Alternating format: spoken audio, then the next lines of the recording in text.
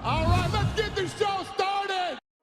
Joe Rogan has offered simple solution for eye pokes in the UFC. The UFC brought in new gloves last year, but eye pokes continued and fighters complained about them. They were officially scrapped for good ahead of UFC Vegas 102, which took place on February 15th. Joe Rogan was never confident that they were the answer to the eye poke problem plaguing elite MMA. The UFC commentator believes there's a simple solution that would drastically reduce the number of fight-impacting eye pokes. Speaking on his podcast, Rogan said, "I keep saying it, but I feel they should cover those fingertips. You've got to cover the fingers. There's no reason to not cover the fingers like a bad glove. Just have a piece of leather that goes over the fingertips so you have one thing. It's not going to invade your grappling and it's not going to change your striking. It's not going to change anything. This way, at least if you get poked in the eye, you are getting a blunt thing. You are not getting something that goes into your eyeball.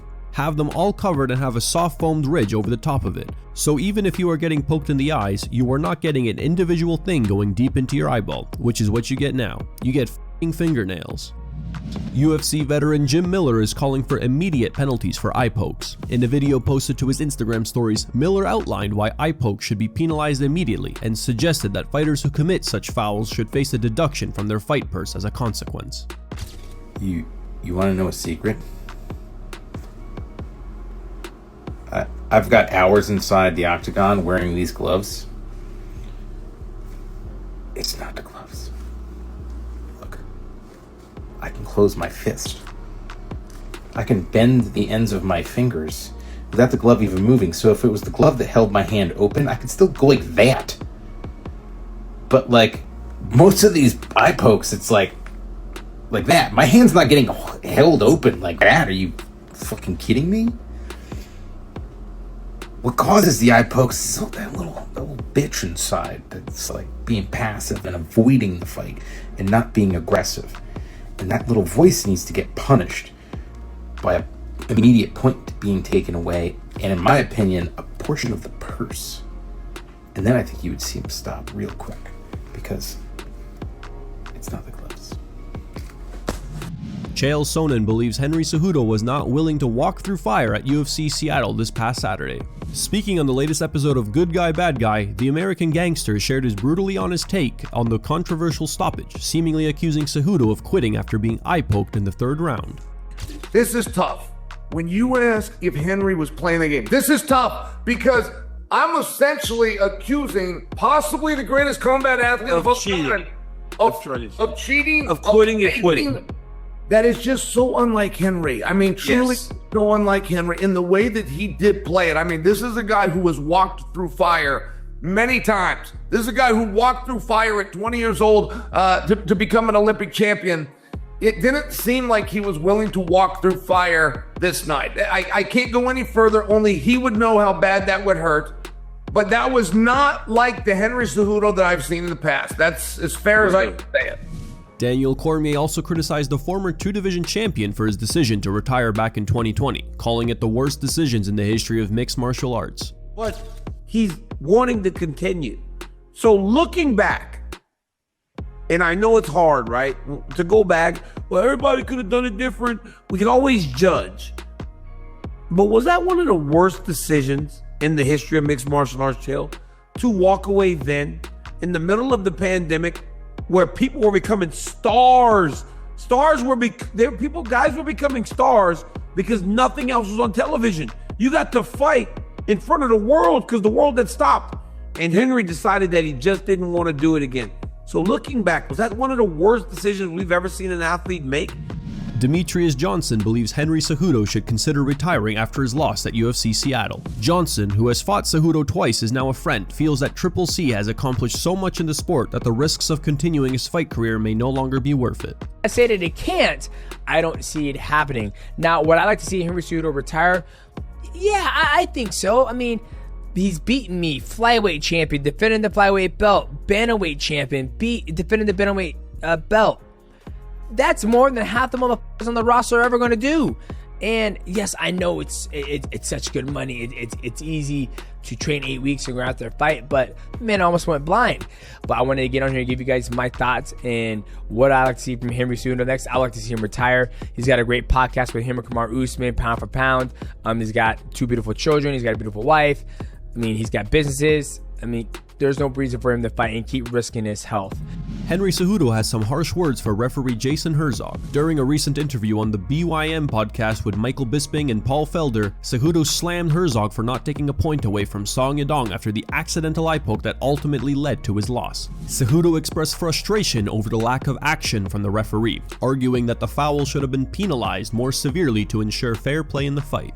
They came to you in the locker room, they address certain things, as that's what Paul's talking about. Yeah. What was the verbiage that he used when he was telling you about eye pokes? Yeah, he says, listen, your hands cannot be out in front or I'm going to take a point. And I'm so like, all right, like I don't do that shit. Like my hands are always up. I'm always, my hands are always to my side or try to be. And it's just that they talk a lot of shit and they don't do anything, dude. And that's fucked up. You know what I'm saying? Like, that's all I got to say, dude. So I'm sure Jason's a great guy too, but it's shitty on his part that they say all this and by the time the fight goes down, something goes down. Oh, take your time. Oh, you're fine. Like, man, f- you. You know what I'm saying? There goes my eye, and for that reason, I lost. You know what I'm saying? So now this dude. So for me, trying to be a warrior, and then trying to come back and then do all this, and now I lost to a guy that has 8 losses. Yeah, you know what I'm saying? And I'm supposed to be the triple C. UFC 313 just lost a big fight. There are rarely any guarantees in combat sports, but with some matchups, they're certified home runs from the moment that the two names are put down on paper. That's exactly what fans were expecting at UFC 313 on March 8th in the 5-round co-main event bout between Dan Hooker and Justin Gaethje. However, fans may have to wait a bit longer to see this incredible lightweight clash. Australian MMA reporter Ben the Man broke the news on X, writing, "Unfortunate news, but per sources, Dan Hooker is out of his fight against Justin Gaethje at UFC 313, unknown if Justin Gaethje will get a replacement or if they will rebook it for a later card." In a vlog posted by Dan Hooker's daughter Zoe, the Hangman confirmed that he suffered a hand injury which forced him out of the fight. We did have a little break. We have been busy. Dad had a fight, or we're supposed to have a fight, but I've busted me paw.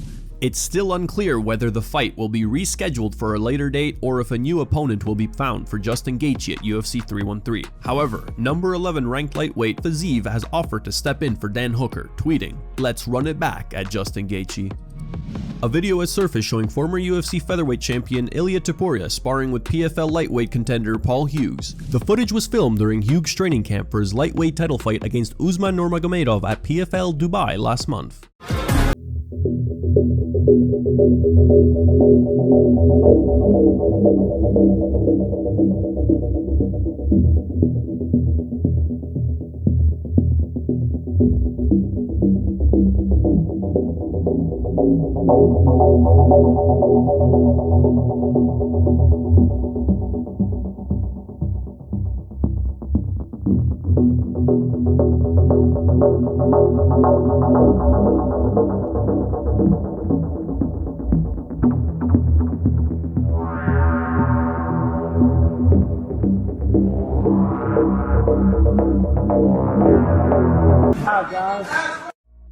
Here are the top 3 memes found on the internet. Number 3 meme was posted by ACD MMA.